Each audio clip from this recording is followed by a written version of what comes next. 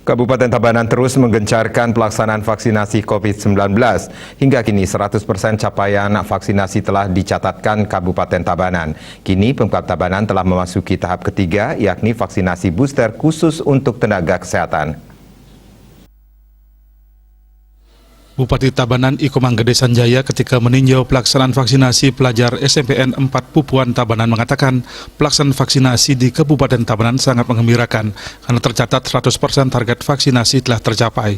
Hal tersebut tak terlepas dari kerja keras para nakes yang bertugas di puskesmas, rumah sakit, dinas kesehatan dan lainnya yang telah tanpa mengenal lelah bekerja keras untuk secepatnya menuntaskan target vaksinasi di Kabupaten Tabanan. Sementara vaksinasi tahap ketiga sebagai booster yang khusus diperuntukkan bagi tenaga kesehatan telah berjalan dengan baik.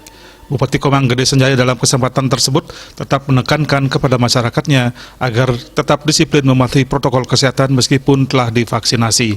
Pihaknya mengimbau masyarakat tetap memakai masker, rajin mencuci tangan dan menjaga jarak, mengurangi mobilitas, menjaga imun tubuh dan mematuhi aturan sesuai dengan himbauan pemerintah dalam rangka pencegahan penularan COVID-19.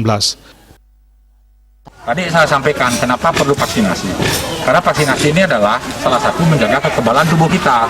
Selain pakai masker dan selalu menjaga jarak dan selalu mencuci tangan dengan baik. 3M ini.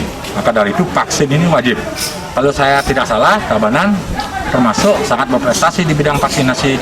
Saya ucapkan banyak terima kasih kepada para nakes, tenaga kesehatan, kepala puskesmas yang gencar, dinas kesehatan juga, bahwa kita udah lebih 100% kita memvaksinasi masyarakat. Ini yang membanggakan. Sekarang nakesnya sudah masuk ke booster. Booster ini artinya vaksin ketiga, tapi nakes diutamakan dulu di Kabupaten Tabanan.